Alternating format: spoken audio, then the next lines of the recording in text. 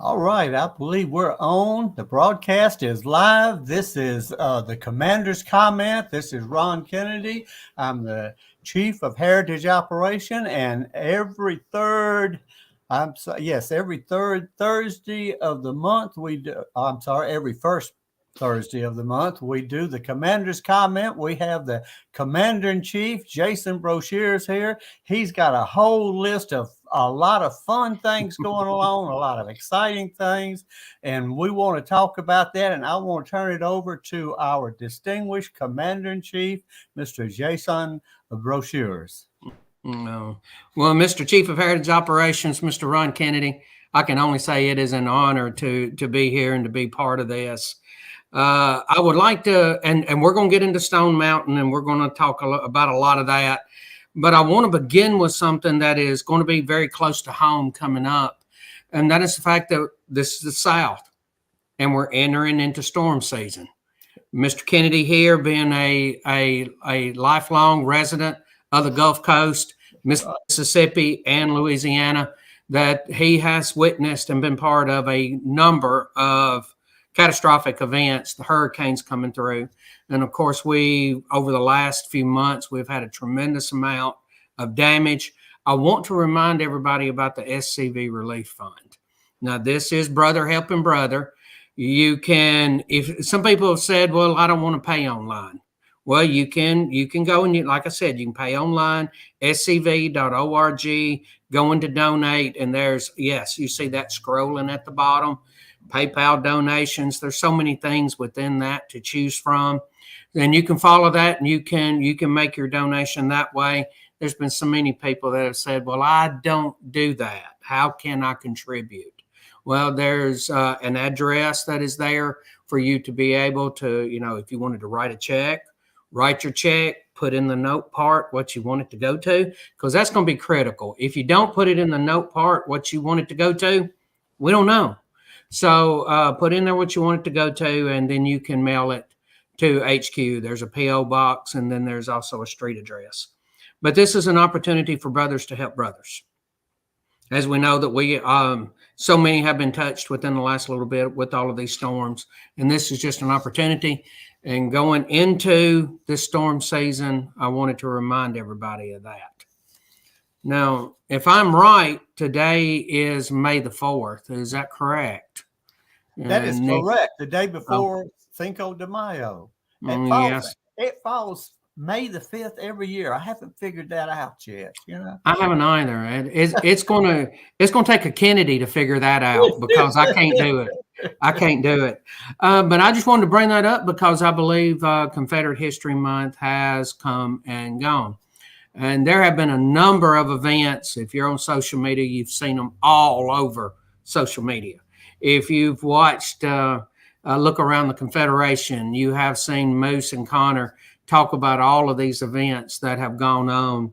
I was going to ask Mr. Kennedy if he wanted to talk about a few of the things that he has been part of during Confederate History Month, and then if he wanted to even go into Stone Mountain, because he and I were there at Stone Mountain. Mr. Kennedy, I'm just going to turn the floor over to you and talk away. Yeah, I think that we had a great April, a great Confederate History Month. I want to make this even greater next year, so we're already starting to plan that. Again, I want to compliment the folks in Virginia for getting together, that Virginia division, and putting up billboards across the state. There was a local camp there that did some radio ads. There's in North Carolina, I believe, ran some radio ads. Missouri, I know, ran some radio ads. I don't think that there was I know there wasn't a single division that didn't have something going on in multiple camps the entire month.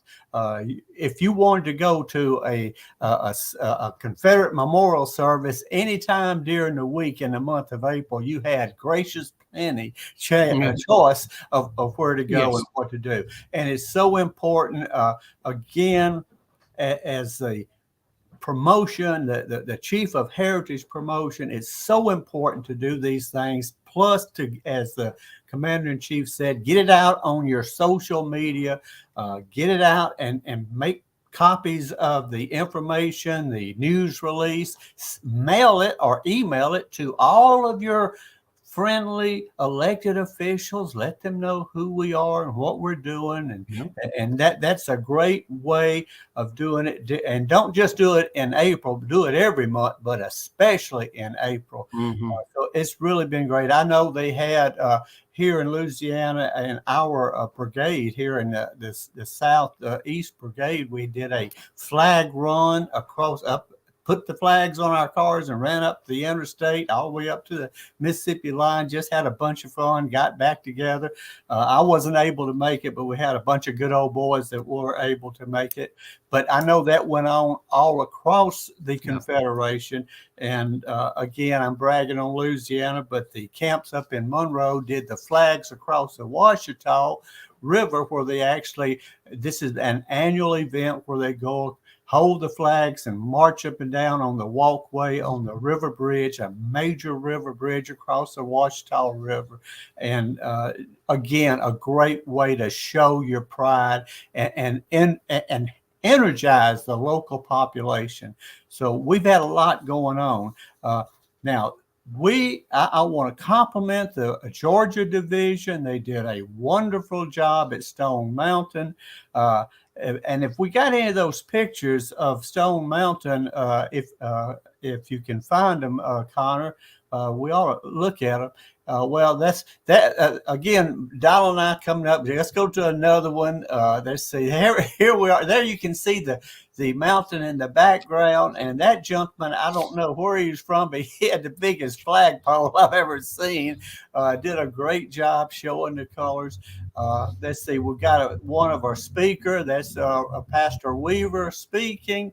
Did a great job, a wonderful job, and we got one more. I think we got one.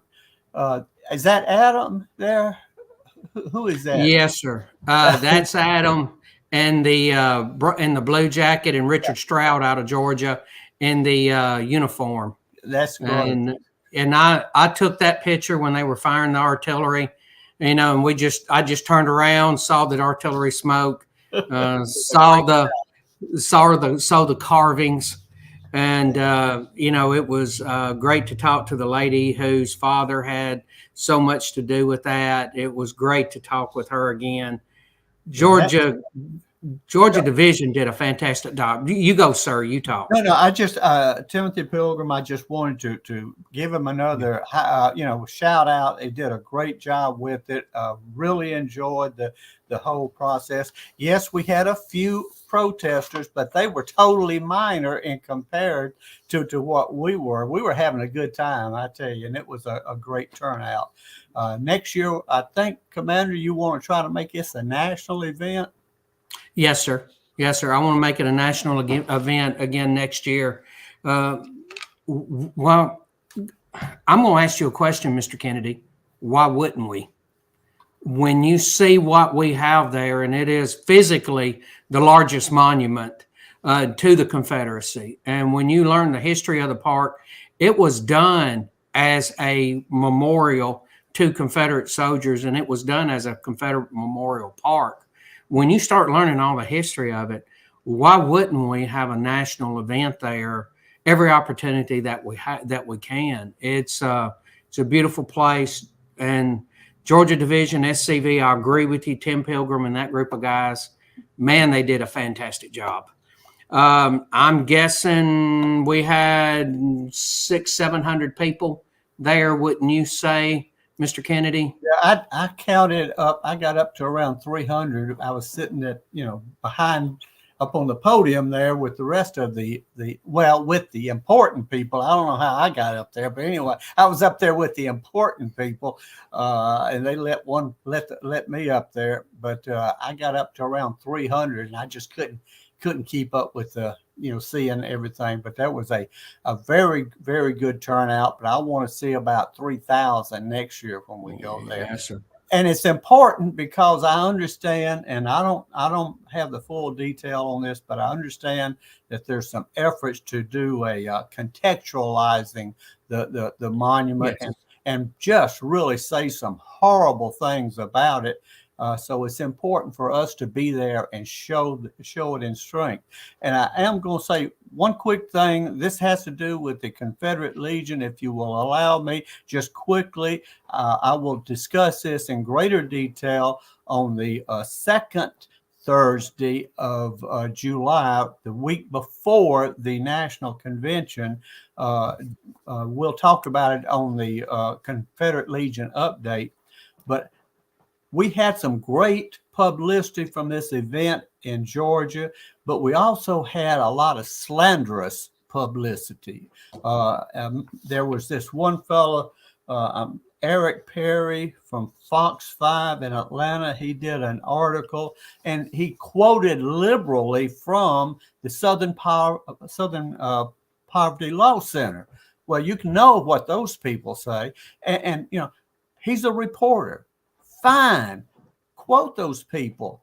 That's great, but you're supposed to go to the other side that's being slandered and say, what do you say about this? How do you think? And at least give us an opportunity to respond to it. I mean, he says here that the Sons of Confederate veterans, we have the lost cause ideology and we're white supremacists. Well, we could very easily show him that way back in 1989, we had passed a resolution that we do not tolerate white supremacy and racism, et cetera, et cetera.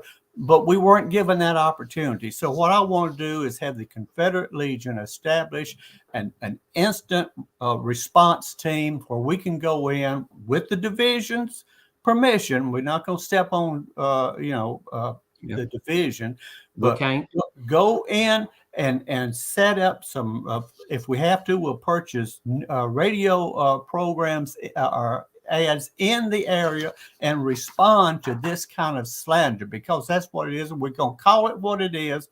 It's slander if we're not given an opportunity to respond to this type of information. And it's very important, especially now when all things Southern is trying to be painted as racist and white supremacy. We must be able to respond and call these people out when they do stuff like this. Okay. More on that at the National Convention. More on that on the second Thursday in July, because the third Thursday will all be at the National Convention. Okay. I quit preaching. No, well, I'm going to go ahead and agree with you. It seems like back in the day when we were growing up, when you had reporters come on, they just told the news. They didn't tell any kind of cant. They'd tell you this side, they'd let you tell you this side, let you decide. They told you all both sides and let you decide what you want to do. Modern journalism does not do that. And we all need to realize that there's at least two sides to every story. At least two sides to every story. Now, most stories have at least three sides. Your side, their side, and the truth is somewhere in the middle.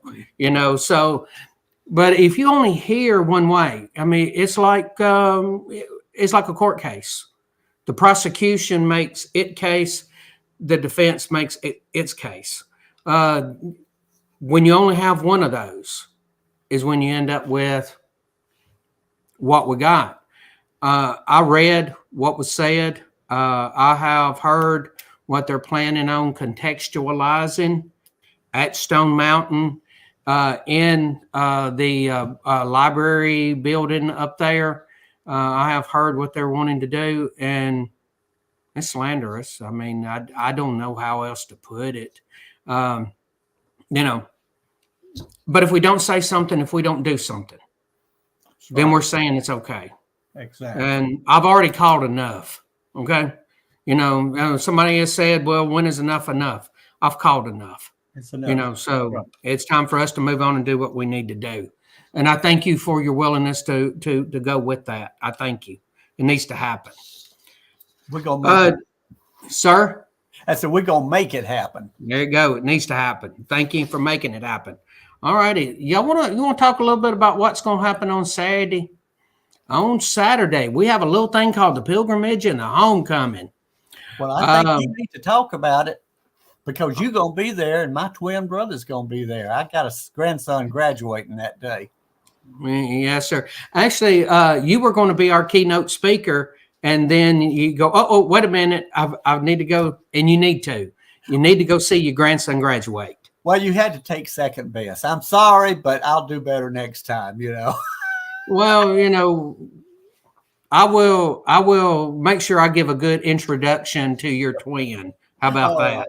To give an update on the pilgrimage, we've been doing a whole lot of work out there in the last couple of weeks. But to cover exactly what is going to be happening on Saturday, grounds are going to open up at 9:00. Now, if the weather is permitting, we're going to do it at the Robert E. Lee statue. Everything's going to happen at the Robert E. Lee statue, which is outside. Okay. If the weather turns sour on us, and right now it's only a 30% chance of rain, and it's all supposed to be out on Saturday morning. So at 10 o'clock, if you can believe the weather predictors, we ought to be decent, could be. If it does go sour on us, then we're going to do it at the Robert E. Lee statue, which we're going to talk about later, that is inside the museum. But so it's going to happen at Robert E. Lee statue one way or another. One way or the other, we're having it at a Robert E. Lee statue. The first one that we did it at the Jeff Davis statue that came from Memphis. Last year, we did it at the grave of Nathan Bedford Forrest and his wife. Now we're going to do it at Robert E. Lee. At 10 o'clock, we're going to start with Dr. Michael Bradley. Dr. Michael Bradley is going to be talking about his book, The Final Words, which is the farewell address of Union and Confederate commanders at the end of the war. He is also going to be set up inside the library, inside the museum, and he's going to have his books for sale, and people are going to be able to go and visit with him and get him to sign books and purchase his books. Our bookstore already carries some of his books, so you should be able to purchase some there and be able to take them to him for signage. And I'll just go ahead and say, if the Kennedy twin, the one that is going to be there, wants to do the same, feel free to set up in the library and sell some books. So the ground's going to open at 9. It's going to start with Dr. Bradley at 10. We're going to actually have a band called the Strings of Secession that is going to be playing a little bit of music throughout the day. We're going to have past Commander-in-Chief Larry McClooney there to do our charge. I'm very happy that past Commander-in-Chief McClooney is coming. We have some very honored guests that are going to be there. I contacted the President General of the United Daughters of the Confederacy, and I want to say that there were 2 letters, invitations that were sent to her and to the Military Order of Stars and Bars. Because they had, I'm guessing, our SCV logo on there, they did not get them. So by the time we made contact with them, they already had plans, or at least the United Daughters of the Confederacy. But the President General has been a wonderful woman to talk to and has just done everything she could to accommodate as best she could. And I want to thank her for everything she's done. She has already sent me a letter to read. So we're going to have greetings from the United Daughters of the Confederacy, which is a wonderful thing. Dottie Meadows is going to be speaking, giving a greeting from the Order of Confederate Rose. Military Order of Stars and Bars, they're having their division reunion. Their national reunion at the same time that we're doing this. So there was only one person that's local that was not going to be able to go because he was tied up, and he has agreed to bring the greetings. It might be somebody that you've heard of before by the name of Ed Phillips. So Ed Phillips is going to be giving the greeting on behalf of the MOSB. And then the other one that could not make it because they are tied up is from the Order of Southern Cross. So we're going to have the Order of Southern Cross giving greetings as well. So we're going to have a great representation of all of the other groups that are Southern-minded and that we all need to be working together. One of the things that I have wanted to do is to get all of us working together and supporting each other. We don't have to get in each other's business. That's not what I'm saying at all. I don't want to get in anybody's business, and I don't want anybody's business in mine. But if we have something, we can work together and support each other.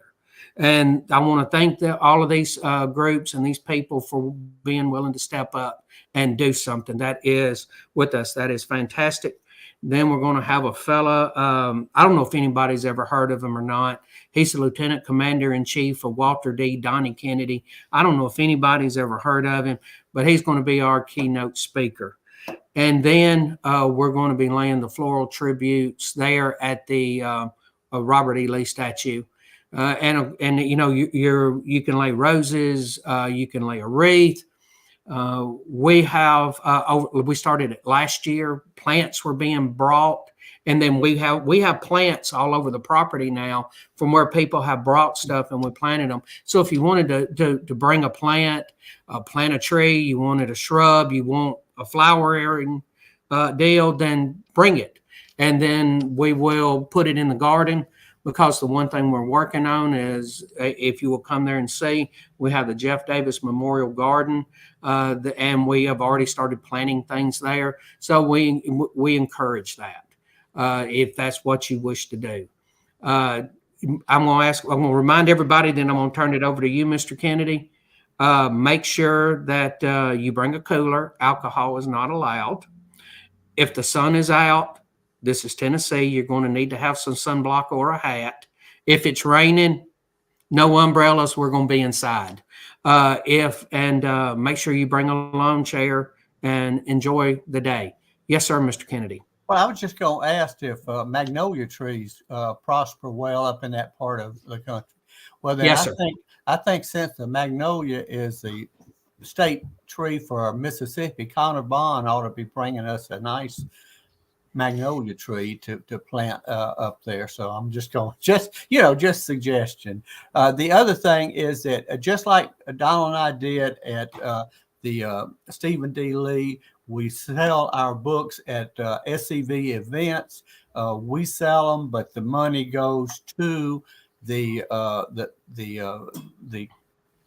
museum, the gift shop at the museum. We don't pocket that money. It goes. Yeah. So I just want to make sure. Now, I don't know about the other gentleman, and that's his business, but Donald and I are officials of the SCV, and we don't want anyone to say we're using a SCV to make millions of dollars selling books. First of all, you don't make money selling books, but the other thing is what little is made, the profit will go to the museum. So be sure you get Donald to autograph your books. And by the way, if you have a Kennedy book, you want him to sign it, hadn't been signed yet, autograph, bring it on. There you go. First of all, I'm going to agree with you with Connor Bond bringing a magnolia.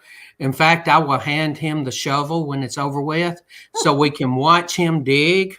And let's just hope he doesn't wear the temper out of that shovel. How about that? And Dr. Bradley is doing exactly what y'all were doing.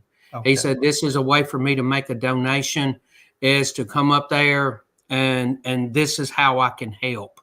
And I want to thank people who do that, like Dr. Bradley and the Kennedy twins, who say, how can I help? This is a way I can help. And they step up and fill the gap and help us.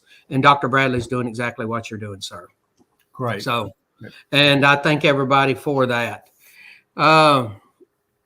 Do you want to talk a little bit about Forrest's last ride? Connor, do you want to talk about it, because you know more about it than I do, and okay. You're the one that everybody wants to hear from. Oh, well, thank you for that. But I don't know. I think I'd rather hear from a Kennedy than hear from me, because the Kennedys are more entertaining. Well, like the court jester, I know.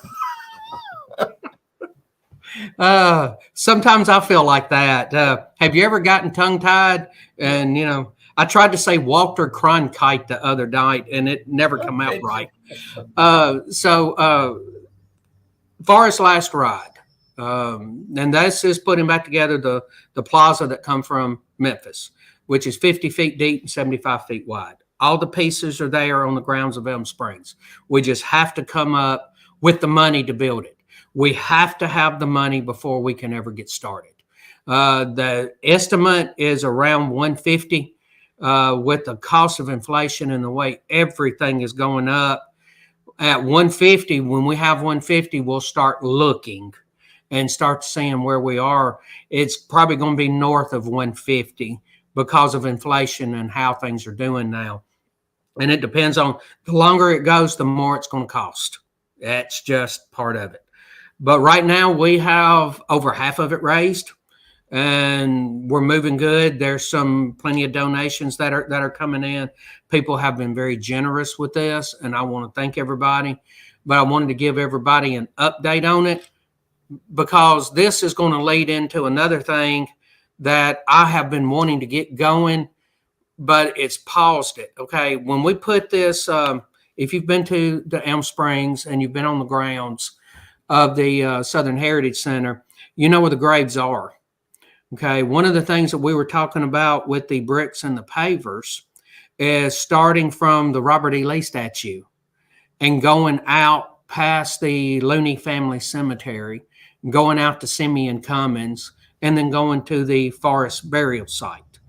Well, if we're on here pretty soon, we could be pretty soon, mean a year, 2 years, whenever we get the money, we're going to be messing up all of that dirt. And that was where the walkway was going to go. So right now, Adam and I are in the process of working out where we can get started, because we do have bricks and pavers, and don't want to go ahead and start putting bricks and pavers out and then bringing dirt moving equipment. Yeah. So we're going to have to, because then we're going to have to replace all of them. You know how that's going to get. Right. Because for us to build something that's 50 feet deep and 75 feet wide, you're looking at double all of that by the time you get the equipment in and all the dirt we're going to have to move. We've got the bricks. They're in storage. We didn't want to leave the brick. I didn't want to. There's no way. I didn't want to leave them on the grounds because I was afraid somebody started stealing them. You know, it'd be easy for somebody to walk over there and pick a brick up. Didn't want that. So right now, Adam and I are trying to work on a place where we can start so we can go ahead and get some of this done. We need to go ahead and get the bricks and pavers down until we figure out what we're going to do or how soon this is going to happen with the plaza. Because if we wait till the plaza to get done, we could be sitting on these bricks for several years. And I don't want to do that to anybody else, because you have spent your money, you have paid your money, and we need to be getting them out there so you can see that what you were doing, what you wanted to do is being done, and what you want done is being done. So the Forest Last Ride and the brick and pavers right now are kind of tied into each other because of where the walkways were going to go. Now, we have said from the beginning we wanted to go out to the Forest grave site, and we wanted to go from the house out to the Forest grave site. If we're going to be disturbing the dirt, we're going to have to figure out something else. So we're going to be in conversations. You're going to know well ahead of time. We're not just going to make an arbitrary decision. So it might be a deal that we just have to decide that we have to set on the bricks until we get the Forest Plaza put back. Just wanted everybody to know, because I had not given an update on the bricks and the pavers, and that is the update on the bricks and pavers and Forest Last Ride. There's something about it in the Forest Last Ride in the Confederate Veteran Magazine. You can contribute online to it by going to the scb.org.paypal-donations. You can contribute online. You can mail it in. There's so many ways for you to contribute to all of this. And just thought I would give an update on all of that. And you look like, Mr. Kennedy, you wish to say something. Well, I just want to ask, do we have an accounting of the pledges? I know, like, my camp pledged $1,000. We're still in the process of raising it. Do we know how many people have pledged and it hadn't come in yet, or have you? Well, I can tell you what I know so far. We have had a few of them that have come in, a few being maybe a couple of dozen. But what I have heard a lot of camps say is they want to wait to National Reunion and make their presentation at the National Reunion. Now, the ones that I know that have come in have not been from camps. Now, they could have been, and I just don't have a counting of all of them. The past couple of weeks, I have been having to give house tours So I have not sat down and gone through the donation list. So I'll be going through that, and next time we get together in June, I'll have you a better number on that. But right now, the ones that I know that have come in are the individuals who said they would do something. An individual would say, I'll give $100, I'll give $300, whatever. So we are having those come in, and we're doing pretty good on the people that have gone in and are giving the monthly donations that are an automatic withdrawal. That's even better. Yes, sir, it is. Because there's some people I know that are just doing $20 a month, but it's $20 a month from now on. Right. So. Right. Now, correct me if I'm wrong, and because I want to give past Commander-in-Chief McClooney the credit for it, but I thought his camp had pledged maybe a couple thousand, I don't know, but had already brought it in, because I was thinking, oh, he's ahead of my camp, but I may be wrong. So let's check on that. If he has already done it, if his camp's already done it, I want to give him a high five for it, because we're like a 30-member camp, and so we're working on our $1,000. So we're gonna get it. Well, I can give a direct answer to that, because I had 2 conversations with Larry McClooney yesterday. He's going to announce it at the national reunion. They already have the money. He asked me, do we want to go ahead and send it in? I said, no, what we really need to do is we need to start. Do you remember a couple of years ago at the national reunion, we had people start to make donations every day to various things. Yeah. Last year it seemed to be that there were more artifacts that were given for the museum. Seemed like the year before that, it was a lot of donations that were coming in. And that's what we'll figure we'll kick it off again that way. Yeah. And right now, if somebody wishes to send it in, bring it on. If you want to bring it to the national reunion, we're going to have a time period every day in the afternoon, before we break for lunch, and then say, okay, who wants to make these donations? And that's when I have asked Larry McClooney to make his donation from his camp on that day, hoping that it will start a cycle and get people to doing this. Yeah, I was a little disappointed, because I was hoping my little camp could be the first one, but we're still working on it. We're still you've got plenty of time. He says they've already got the money raised, and if you want, told him, go ahead and send it in if you want. But if you want to make the presentation, we can make the presentation too. So, and that just seemed to be what happened that year. Last year, it just seems like somebody brought something and made a donation, then somebody else made an artifact donation. And then it seemed like the year before, it was cash donations to the museum or donations to the museum. Yeah. And, we had a very good year that year, and seems to be a good time to recognize people and recognize camps and divisions, and brigades who have put their effort into this and have done a very good job. So, what's the update on the benches? I have 4 coming tomorrow. They were supposed to have been here 2 weeks ago, and when they brought them the compound to stick the pieces of the bench together, didn't work. Oh. So they tried again the next morning, and it didn't work. So they said, we're going to have to order some more compound. And they tell me they're going to be there between 8 or 9 o'clock in the morning with 4 benches. And that is every bench but one. There's one more bench that is on the way, but all that have been ordered. It's going to be all of them, but that one that I'm aware of. We could have 1. We could have 2. I have to look at the list. But of all of them that are in, this is all 4 of them that are in. Right. So we're going to have 2 from that are going to be mechanized cavalry. We're going to have 1 that's United Daughters of the Confederacy. It is going to go into the empty spot that is at Jeff Davis Plaza, and that plaza is going to be full at that point. And another one is from the Raphael Sims Camp number 11. It's going to be around the Robert E. Lee statue. So, well, the Kennedy twins did their payment was one of the first, and we have yet to have our bench. So I just want to put you on notice. Okay. I thought your bench had already been in. Well, if it's there, I haven't seen it. It may have come in, but Okay. y'all hadn't said anything. But Well, we'll just look check at on that tomorrow. We won't worry Yeah, people about that. we'll look on that tomorrow.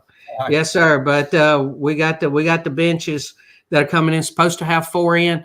Either way, he said they're starting to come in. He said tombstones are starting to come in because he's got some more ready for some tombstones. Getting tombstones ready for some SCV camps to put out.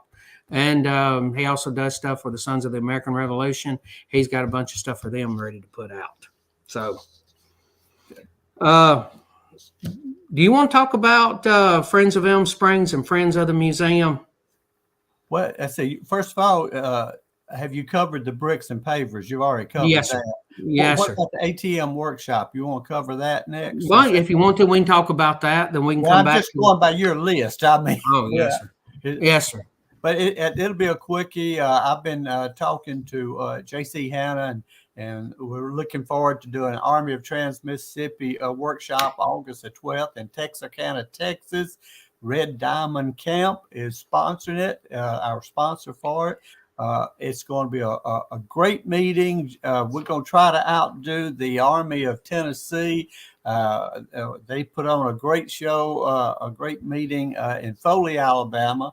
But we'll be up in Texarkana, so I want all the Texicans and the folks from Oklahoma and Missouri and, of course, Arkansas, Louisiana, and any points that I've left out in the Trans-Mississippi. We hope you'll have somebody there. It's going to be a training session. You're going to learn a lot. I'm sure Adam's going to be there well, who's coming there for? You'll be there, I'm sure. Who else from the headquarters? I believe Adam told me he's coming. Yes. Okay. So I didn't want to speak out of turn, which I already did, but he does a great training session, and it's worth the trip just for that. You'll have to put up with the Kennedy talking to you a little bit, but I'll try to make it entertaining. And if anybody goes to sleep, I'm going to make you drink a Bud Light.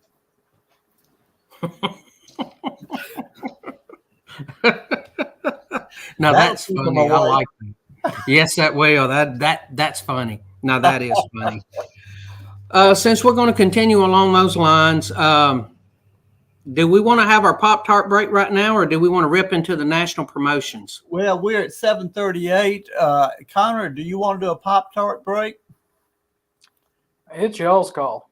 Hey, everybody. Why don't you go ahead and do a Pop-Tart break if you've got the Forrest Dawes' father's famous ad up, or one of them you want to play?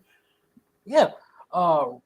Now, forgive me because I'm usually not hosting this. Does Harrison include this as part of the sponsored breaks or not? Yes. Okay. So just making sure. Really quickly, tonight's break is brought to you by High Road to Emancipation and Constitutional Government by the Kennedy twins. The High Road to Emancipation and Constitutional Jefferson Davis and the High Road to Emancipation and Constitutional Government. Jefferson Davis was the leader of the High Road to Emancipation. He looked to the day in which slaves would be prepared to live within and participate in a democratic society. He did more to advocate than anybody else, the High Road to Emancipation. Guys, if you want to get a copy of the book and definitely read it, I'm in the middle of the second chapter right now, so we can do a book review on it after National Reunion. Definitely get a copy. I'm sure that you can get a copy at headquarters, or you can buy one from the other Kennedy twin this weekend. Get a copy, read it. They're also available on Amazon. Can't say enough. I'm enjoying, like I said, I'm in chapter 2, reading as slowly as I can. But we're going to take a quick video break and be right back. There is a place nestled in the rolling farmland of southern Middle Tennessee. A home constructed in 1837, nearly lost to the ravages of war. Saved by a servant and a Confederate general. A place where families loved and lost. If walls could talk, what stories could be told? If a place, a home, can feel love, loss, pain, Surely this is one of those places. Historic Elm Springs and the Confederate Museum at Elm Springs. Come and discover your history.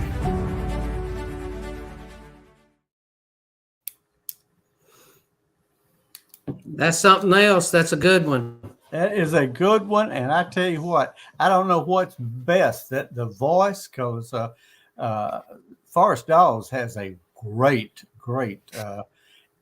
voice, but I tell you, the guy that whoever wrote that script was really he must have had a halo over his head when he was writing it. Who wrote that script? I think it was a Kennedy or somebody who wanted to be like a Kennedy. I want to grow up to be like a Kennedy. It's just every now and then you sit down and you start writing and something comes out that, and you go, wow. And it was really kind of odd when I sent it to them. They said, yeah, we'll take a look at it, make some changes and get it right and then come down. And then when they come and they started filming, they go, well, this is kind of like telling the story. So all we have to do is follow the script. And they shot what they shot based off the script instead of taking a basic idea and doing it. I didn't realize I was writing a script. I was just writing, so. Well, that's one of the things when we talk about the national advertisement, we'll talk about the fact that was one of on the QR code, that was the video that they saw. Let's talk about national promotions. You want me to talk a little bit about the survey result we just got back? Hallelujah. Yes, sir. This is so exciting. And Donald and I are putting together a news release to go out. Hopefully we can get it done. We won't get it done before this weekend, but we'll get it done next week. And we'll get it to all the camps or all the divisions. What we did was we asked this national firm, of course we had to pay them, the Confederate Legion and et cetera. We paid the opinion polling firm to test the waters. Let's see what the conservative Southerners think about the removal of our monuments and the fact that our politicians are wavering. Our conservative politicians who are elected by our votes, they seem to be wavering. Let's see what the people think. And we did 16 Southern states.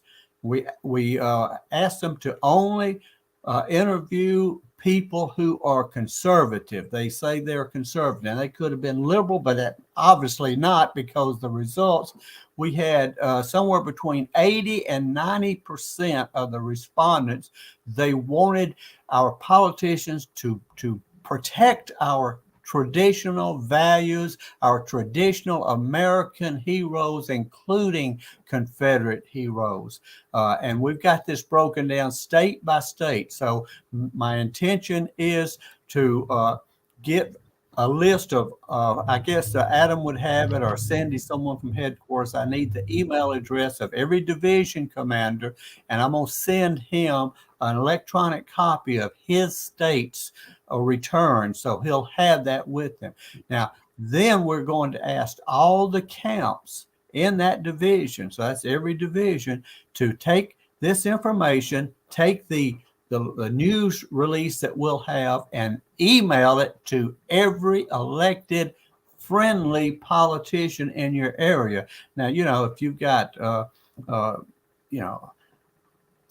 if Biden is your representative, don't waste your time, but if you got someone who is a moderate conservative Democrat, send him a copy of this and let him know this comes from, in my area, it'll be the NB Forest, Sons of Confederate Veterans, Mandeville, Louisiana. Our conservative voters in our state want you to do more to protect our Southern heritage. Let them know. Now, if every camp will do this, this will have a dramatic impact.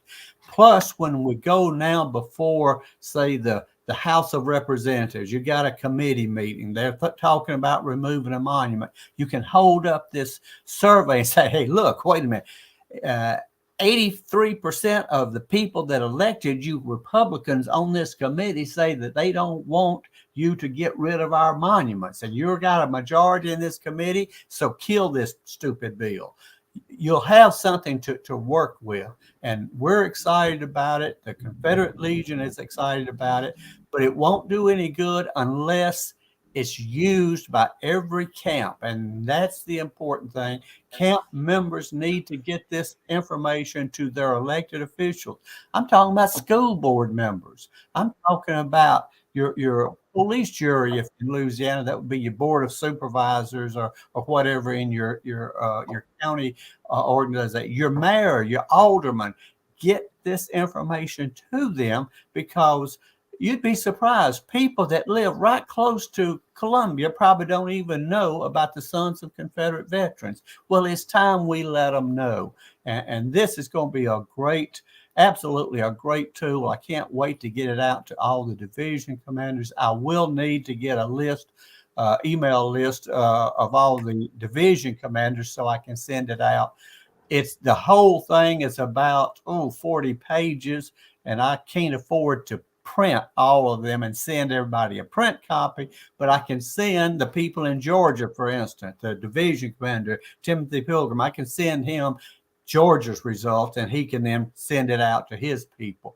But this is, especially like in Georgia, where they're having that fight right now, but we're all having our fights one way or the other. Mm-hmm. It's going to be great information. So I'm excited about that. The Lieutenant Commander-in-Chief worked with me very hard to get this done. He probably did about 80% of the financing of this, so out of his funds. So I really think this is something that's going to make a big difference if we'll take advantage of it. And if it just sits on the desk in national, it's not going to do any good whatsoever. We will have wasted our money. But I have faith in the local camps. I have faith in the division officers. They'll take this information and use it. Get it out immediately, and then you hold it in your quiver so that when you need it next year, the following year, you'll have it right there with you. Mm-hmm. All right, that's enough on that one topic, I think. You got any questions about it, Commander? No, sir. I mean, I saw the results. The results speak for themselves. It is very evident where people's hearts and minds are. I'm talking about the majority of the people. We are now having our lives dictated to us by a very vocal minority. And the majority feel pretty much the way the rest of us do. And this poll proves that. Where I support what Mr. Kennedy here is doing is in the fact of getting the word out and getting it to our people, mm-hmm. so they can get it to, as I have heard them say, our agents of influence. That's right. And we can get it to the people. I mean, if you can get it to some school board, and you get it to some policemen, and and you start having people that start paying they start paying attention to you a different way, it's a very good thing. And that is where this is going to come in. The more people that we can influence by the facts, and which are what we're presenting here, the better off we'll be. And that's where I support what they're doing. Because the poll, if we did the poll and didn't do anything, it's no good. We wasted our money. Money and effort. So I encourage him to get it out to the division commanders. Army commanders need to see it. Army councilmen need to see it. And Army councilmen that are going out and visiting with the camps, take this with you. Give a copy of it to, put it on a jump drive or email it to the camp commander, something of where you're going, so all this information will get out there. Yes, sir. I'm in agreement with that. Terrific. Yeah, I have plans on making a printed copy for the voting members of the GEC. So they'll have all a printed copy, and then give them access to electronic copies if they want to distribute. So, yes, that's it's a big hunk of material. So and now the one thing that really upset me was how poor we showed in the younger crowd. crowd, the 18 to 28, I believe, that 10-year span, which isn't that unusual, but it just shows that we need to focus on that too. You want to talk about the Epic Times ad? Has it done any good, Commander? Can I give you two stories? Sure. Give me Of stuff I experienced. This isn't hearsay. I said it. I saw it. I was there. I was part of it. Last week we had some people that are volunteers and they do tours at Elm Springs. There was some stuff going on and illness and things like that, and they wasn't able to work. So Tuesday, Wednesday, Thursday, and Friday, I was there giving tours. And I believe it was Wednesday or Thursday. I called and let Mr. Kennedy know, or I sent him a text and let him know your twin brother. Again, y'all decide who's better looking, who's smarter. I'm not getting into that. Okay. And I sent him a text to let him know. We had a couple, husband and wife, that had come to us from just outside Pittsburgh, Pennsylvania. And they wanted to come there because they were coming to Nashville to visit their daughter. And they wanted to visit the place because they saw the ad in the Epic Times. As you know, the Mr. Kennedy's, the twin Kennedy twins, they're not Kennedy brothers, they're Kennedy twins. Right. The Kennedy twins worked very diligently in putting this ad and about the National Confederate Museum and the Southern Heritage Center and Elm Springs and putting it in the Epic Times. And you put that in hoping that you see something out of it. Well, they put the ad in, and here it was. It wasn't even the end of April, and you ran it 4 times, 1 time a week in the Epic Times through April. So it come out 4 times. And we already had people that visited us from there. They had not heard of the Sons of Confederate Veterans. They had not heard of Historic Elm Springs. They had not heard of our National Confederate Museum, but they were conservative minded. I gave them a tour of the home, and I explained a lot of the things that went on there with the burning that the Federals were doing and them trying to set Elm Springs on fire, and and went through that story with them. They didn't seem surprised. They didn't seem shocked. They went and had great conversations. They had great questions. They left and went to lunch to come back to go through the museum after lunch. It appears that I got a little long-winded and I went long on the tour, and they decided that they would eat lunch before they would go through the museum because they wanted to spend some time there. And the average time of going through the museum now, when, for a long time it was in that hour range, it's in the 2-hour range now for people just to make a walk through the museum. Now, sure, you can go through quicker, but if you want to pay attention to anything that's there and do some of the reading that has been provided by Jimmy Hill and all these people that have contributed to it, it takes at least a couple of hours to do it. And there's so many people that are coming through now. I gave tours today. I'm the Thursday guy. I'm the volunteer on Thursday. So I gave tours today and I was busy the whole time. Had great people coming through. But you had that one group, and it was one day last week. Then today, I had another couple, and we were just talking, and as I have a tendency to do to people, just talk. And they,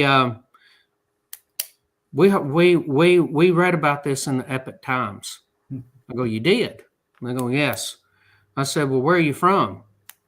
Franklin, Tennessee. Now, they live 20 miles from Columbia and Elm Springs, and they did not know about the Sons of Confederate Veterans.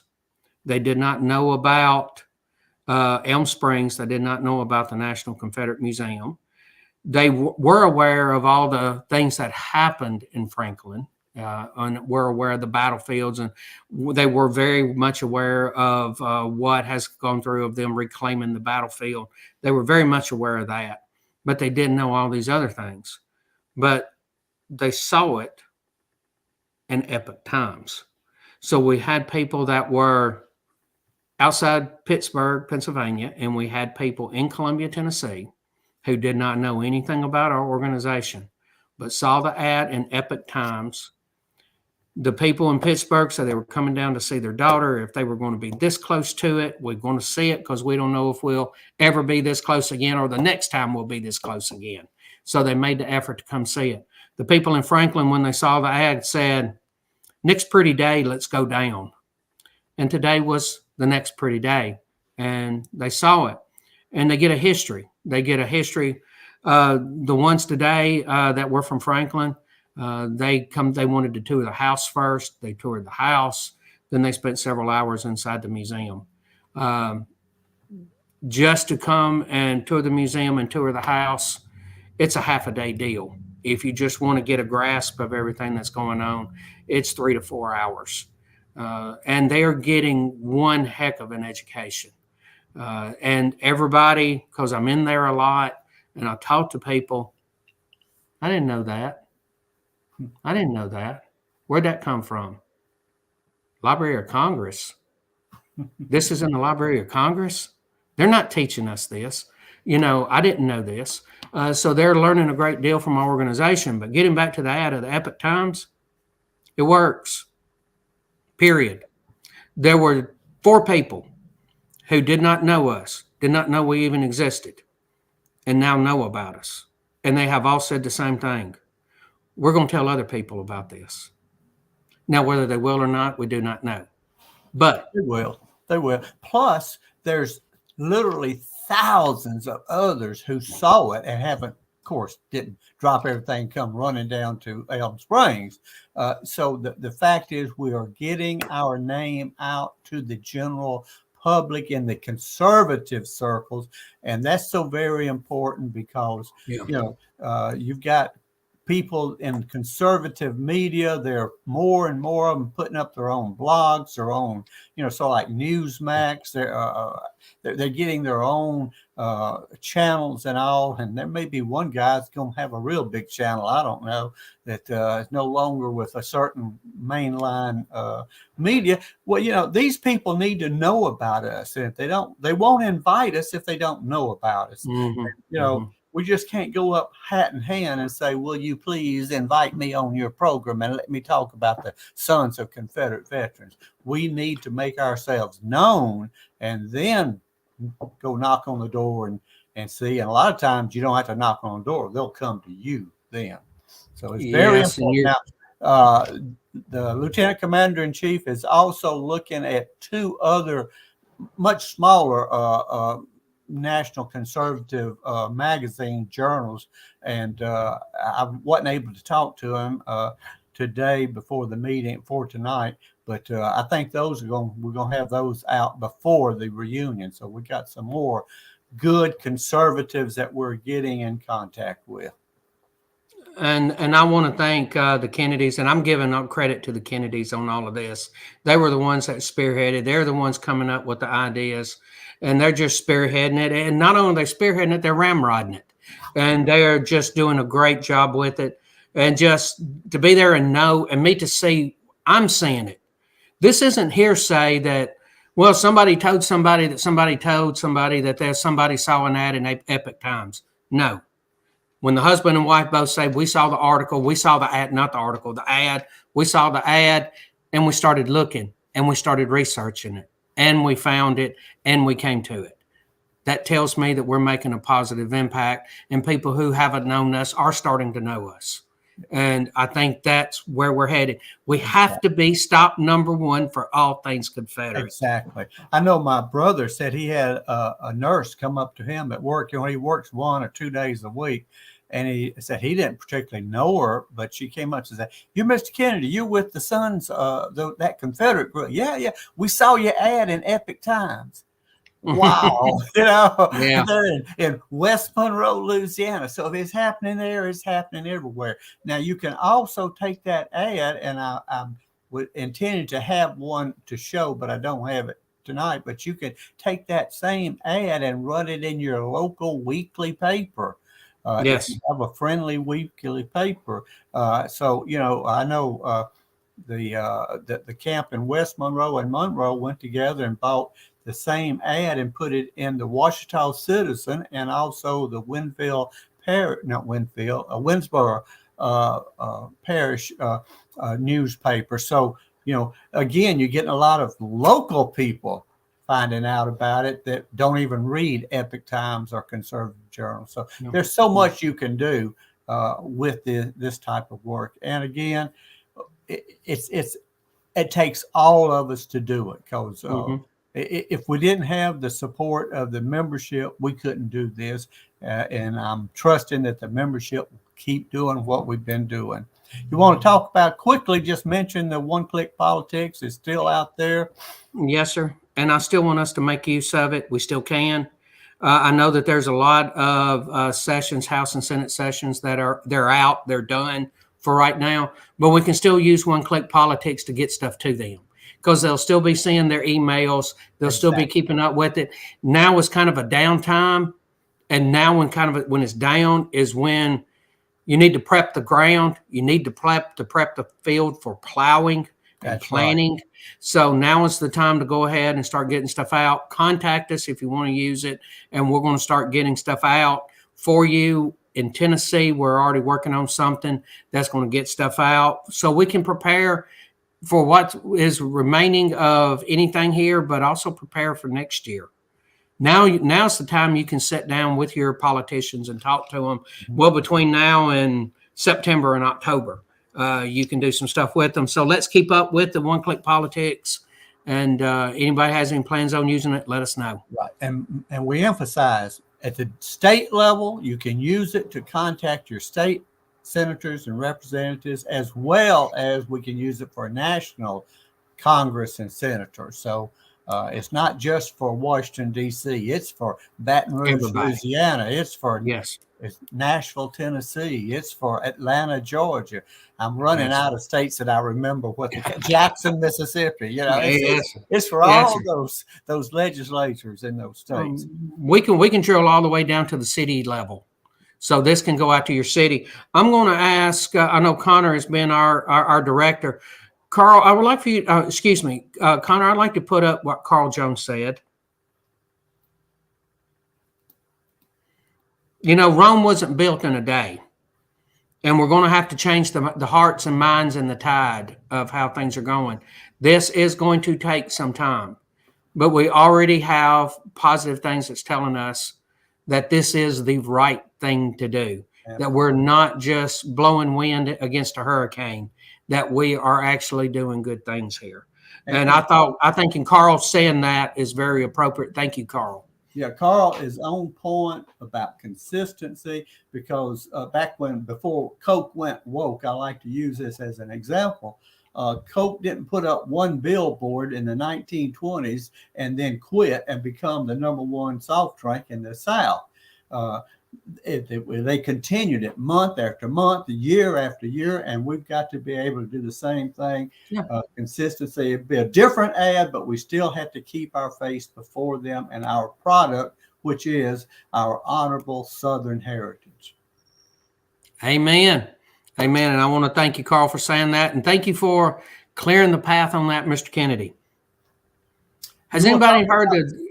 Sir, you want to talk about show them some of those pictures of the new stuff that came into the museum? Yeah, sure. I don't know if anybody knows this, but the Sons of Confederate Veterans, they have a National Confederate Museum on the grounds of historic Elm Springs in the National Confederate Museum. We have had some recent artifacts come in. First of all, I want to go ahead and I want to thank Sewanee. I want to thank for them for loaning us that big painting of portrait painting of Leonidas Polk. They loaned it to us in 2019. It was in the house because, as you know, we were not in the museum until we got into late 2020. And we moved it over to the museum in late 2020 after we got in. And they had a 4-year lease, 4-year loan to us, not a lease, but a loan. The loan has expired and they have asked for it back. People have asked what they intend to do with it. I have no idea. It's theirs. I just want to thank them for allowing us to put it out there, for allowing it to be on display. I know they have other things, and if they wish to loan those to us as well, they can see that we have been good stewards and we're doing according to what we should be doing. My hope is they will have other artifacts that they would like and would loan to us. I want to thank them for this. I tell everybody about it because I mentioned it because sometimes all I want to do is report the news. This is what's happening. It is going to be going back, it looks like, on the 19th. So if you want to come on this weekend and come to the pilgrimage, you will have a chance to see it. I do not know what's going to happen to it next. I just want to thank Sewanee. I want to thank the University of the South for loaning it to us. It is theirs. They wish to have it back. And I think about it like if it was something of ours that we had loaned out. When we want it back, we want it back. And we don't have to give a reason. We just want it back. We don't have to explain. And I just want to thank them for that. And you have an opportunity to see it at the National Confederate Museum between now and early morning on the 19th. So make sure that you come. Then the Tennessee Division Sons of Confederate Veterans, they worked a great deal with the Tennessee State Museum and trying to get some kind of legislation to get some stuff done. And we've ended up working out what I think is going to end up being a very good loan agreement over time. When we had a politician that really fell in with us and helped us and helped us work with the museum. And we're working the first deal that they have brought with us are the 3 pictures or the 3 items that, and if you want to bring them up, that is the flag of the 5th Tennessee. And you can look it up and read about it. We've already got a sign beside of it now that goes into more of the details on it. This was a flag that was captured, has been souvenired, as you can tell, and it has been restored, and they have put it on loan to us. When we were talking to them in April about things, we asked them, we have an event on May 6th. Can you get us a couple of artifacts to put in there? And these are the 3 things that they brought us. Now they're going to loan us other artifacts here in a couple of months once this goes, because we have this for the month of May, and it can continue past that. It's not like it's May and it goes back. We have to agree if both parties have to agree if they want it to continue, and if this continues to be beneficial, then they'll be bringing some more artifacts later on in this year. And then about every year, we're going to start rotating stuff in and out with them. Stuff will probably stay a year because we don't want to be moving these artifacts a whole lot, because the more you move them, the more potential it is for damage. So things will probably come, stay with us a year, and then go back. Connor, do you mind showing those other things? Okay. We're going to take a look at the thing that is closest to you now. That is a original Confederate seal, but it is made out of silver, and it was one of 5 that was made to make the molds for the Confederate seal. So that was the mold, a solid silver mold for making Confederate seals that was given to Varina Davis at the end of the war. And they ended up with it, and that's one of the things they have put on loan. The pistol is the pistol of Confederate General Gideon Pillow. That is his LeMat. He carried it all the way through the war. It does have some wear markings on it, but I don't think he ever fired it much at all. That's a good picture of those 2 artifacts. So we actually have an original mold to make the Confederate seals and the LeMat pistol of Confederate General Gideon Pillow. And that is just the start of this loan. And I just want to thank everybody and thank everybody with Tennessee State Museum and all the people that helped make this possible. If you don't mind, Connor, let's go to the copper Robert E. Lee statue. There's pictures of this being brought. Now I'm going to go ahead and clear the air. This is a temporary loan. This was a statue that was made out of copper, and it was in Lee County, Alabama. And it originally started on a pedestal, It was moved onto another pedestal. And then in 1960, it was moved to Robert E. Lee High School. And don't know over time if it was high school pranksters that have done some of this, or if it was genuine, destruction on some of it. When the work was done, when they changed the name of the Robert E. Lee statue, they started taking it. This group of guys that's with the Camp 16 in Auburn, they went and got it. And at that time, the leg was off of it. The sword was loose and his gloves were loose. And Connor, if you just want to kind of scroll through some of that, the gentleman that you see right there is the one that helped put all of this back together. And if you come on Saturday, you'll be able to see it. You can walk right up to it. You can see the damage that has been done to it. You can see where it was shot. It was shot in the face, through the cheek, when it went in and out. You can actually see a spot in the back where it was shot and the bullet did not go through. It tumbled, and the bullet tumbling left an imprint. So you see the back end of a bullet, the flat end, not the nose, but the flat end. And this is him bringing it in. He does that kind of. He did an absolutely great job. I want to thank Jay Hinton and the people of the camp number 16 in Auburn. This is just going to be a loan to us, a temporary stopping place until they can get everything in place to be able to erect it back in Lee County. It's still going to go back to Lee County. And I just want to thank them for the ability to put it here. Fantastic work. And I want to thank them for it. Now, that is, if it's raining, beside that is where we'll be having our event on Saturday. So we'll be right underneath it, right beside that, right underneath the logo, right beside the statue. But people were asking, is it gift to us? No. It was a temporary loan till it finds its permanent home in Lee County. So I want to thank the Auburn Camp number 16 for taking care of that. They stepped up and did it. They've spent a whole lot of money, and they're still needing funding. So if you're willing to help them, reach out to Army Commander Jimmy Hill, Army Councilman Carl Jones, and then to Alabama Division Commander Mike McMurray to figure out how is the best way to help them, because they're still having to pay quite a bit of money to take care of it. Now they're going to have to go through the process of finding a place to put it up. So just letting everybody know. And that is what is happening at the museum within the last 2 weeks. Great. And then we have more stuff coming. A lot going on. Well, let's look at Saturday's Southern Heritage Center will be open. You got some dates there, May 6th, June 3rd. What's going on? Oh, Moose, excuse me. I'm sorry, not Moose. Connor. Forgive me, Connor.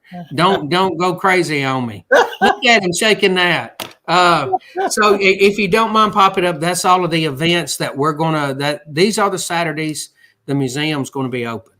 Like you said, we have May 6th, so you'll be able to come Saturday, June 3rd. That's going to be a lot of Confederate memorial services for people, a lot of division reunions.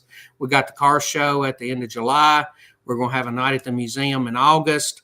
September 9th, we're just going to be open for tour, open on then. October 7th is when we're having our GEC meeting and everything will be open. November 11th for Veterans Day. And then we have the Christmas home tours on December 2nd. So, yes, June 3rd is President Davis's birthday.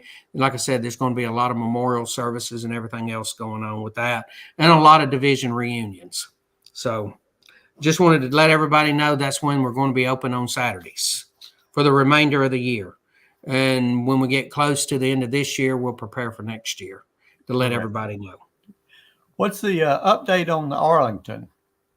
Well, right now we're in that holding period for the 9 months while they do all of their stuff. They told us in the a meeting that they had where they were taking, people could speak, a public forum, that it's going to take several months, and they figured at least 8 or 9 months to get everything figured out and get going again. So we're in that holding pattern.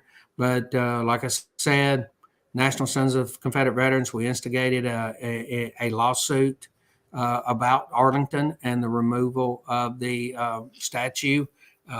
And just going to let you know, there's ways for you to contribute to that with the defense fund. You know where to go and do that. SCV.org/PayPal-donations. And this is to keep the Reconciliation Monument where it needs to be. And, as far as updates, right now, everybody's working through all of this. So, but I still want to bring it forth in people's minds because we need to still keep thinking about this. Even though we're in a holding pattern, we're probably not going to hear anything for a few more months. Just want to keep everybody up to date on everything. Yes, sir. All right. That sounds great.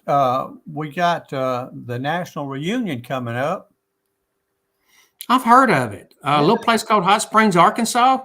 I believe Lloyd Mott working hard on it, and not only Lloyd, but all his crew there in Arkansas. Yes, sir. So if you want information, www.2023scvreunion.org. I had to go to it yesterday. As a matter of fact, I was looking up and wanted to make sure when the Heritage luncheon was going to be held, what day Yes, and all. So any information you need to get there. I'm sure that you can still get rooms at the hotel, but I'm sure, but you might. Yes, sir, you can. Okay. You can. It's a big hotel. Lloyd said it should be more than enough, but make sure if you're coming, I would go ahead and start getting plans to get in, because the hotel rooms are one thing, but if you're wanting to do some of this other stuff, it's going to fill up quick. So, like you see on there, there's a John Wilkes Booth lecture and buffet on Friday night at 6 p.m. There's going to be a lot of people that want to go and do stuff like that. So make sure that you get your registration in and make sure you get your hotel room booked. This is going to be a great reunion. It's going to be a busy reunion. I've already had conversations with Lloyd. Unfortunately, Lloyd, I'm sorry, but I'm probably going to have to give you another talk, give you a call and talk to you about a few more things to make sure we have everything in. Chuck Rand, who is wonderful with putting all this stuff together. Yeah. That's very funny. Very funny. Yes. Chuck Rand, who's a great job putting all this together, sent an email today. And I'm going to have to talk to Lloyd to make sure that everything's going on our end and we're in good shape. Our end being the general headquarters end, and make sure that we're all okay. I will be there. I know our Chief of Heritage Operations, Ron Kennedy, will be there. The Lieutenant Commander-in-Chief, Donnie Kennedy, will be there. This is going to be a great reunion. It is a great location. And Lloyd Mock and the Arkansas Division and the Keller Camp that have worked to put this on have done a fantastic job. And I want to go ahead and congratulate them ahead of time. And it's thank a great them venue. I made we've had one once before there that I made, Yes. and I can't remember.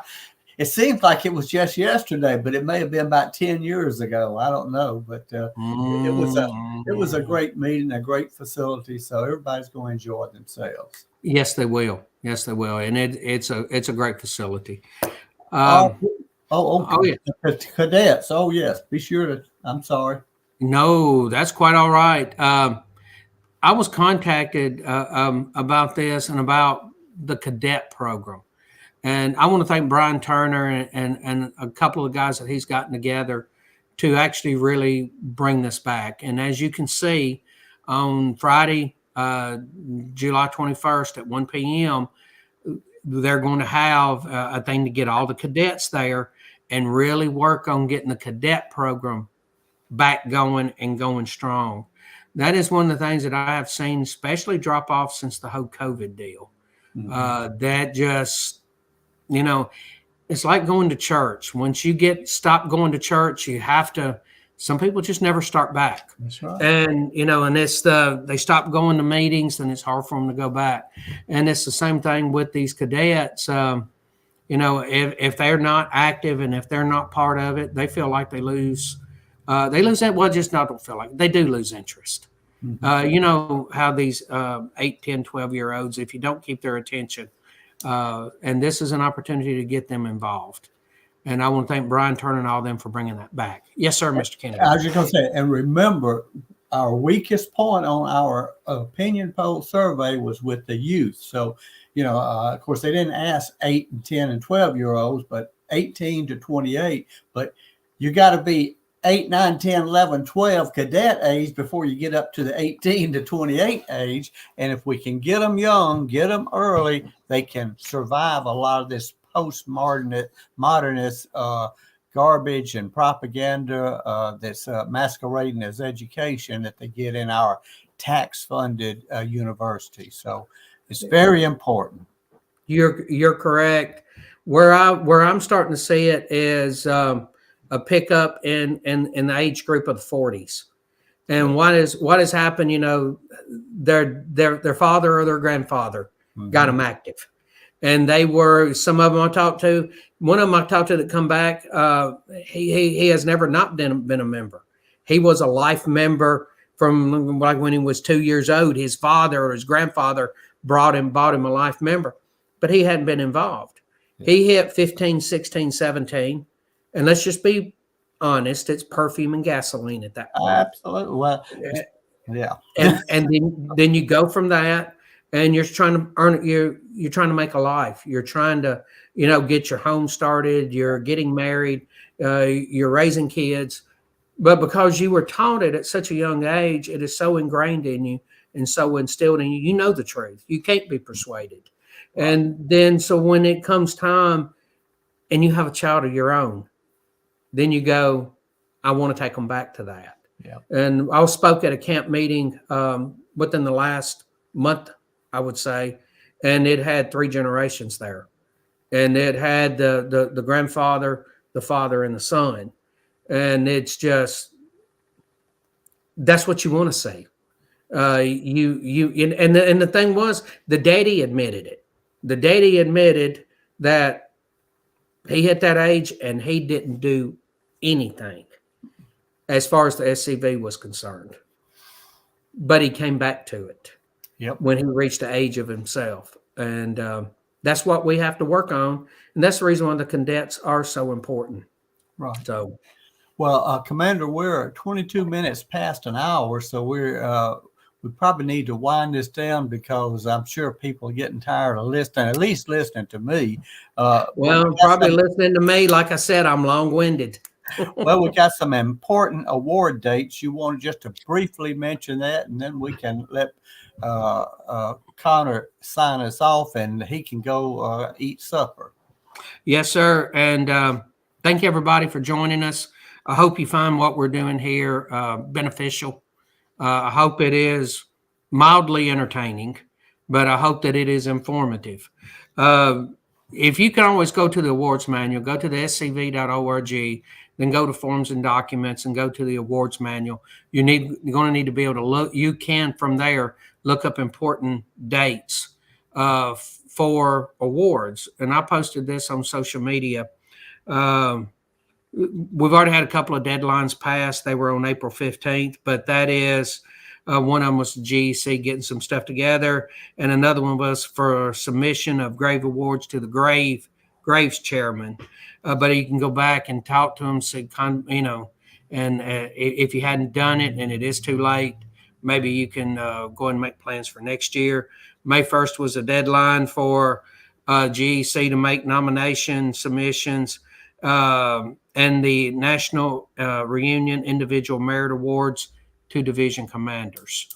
So May 15th is a critical one that I want to remind everybody of. That's the deadline for division commanders, Army commanders, and GEC members to submit National Reunion Individual Merit Awards. And they need to go to the SCV Executive Director and the SCV Awards Chairman. Awards will need to be vetted by division commanders. So they're going to need to go to the division commanders, and this is where a majority of our members are going to get their awards. Mm-hmm. So this deadline is approaching, and I greatly encourage division commanders, come on, guys. You've got people in your camp that are out there that are doing wonderful work. Recognize them. Give them an award. And now you have time to do it, and wanted to remind everybody of that. And I wanted to remind folks that, like with the Heritage Award, yes, your sir. camps should have got that to your division commander. Division commander should have gotten it to me, or else sent it to National, and they can get it to me. But the Army commanders and the lieutenant commander and the CIC, and myself, we can give individual awards, but we don't know everybody in your division. And I may know one person in the Missouri division that I know I've worked with, and he did a great job. I'll appoint him a medal, and then the division commander or a camp commander will come to me and say, well, why'd you give him an award? And I got so-and-so in my camp that just did a lot more than he did. I said, well, I didn't know him. You didn't send it through, Yeah. So, I mean, and our people deserve the recognition. They do the work. They deserve the recognition. And I'm agreeing with you. And, guys, take a few minutes, go through the nomination process and get it to your division commanders, so your division commanders can get it to where it needs to be, because the division commanders are going to know. If they don't know exactly that member, they're going to know the camp commander or the brigade commander that made the recommendation.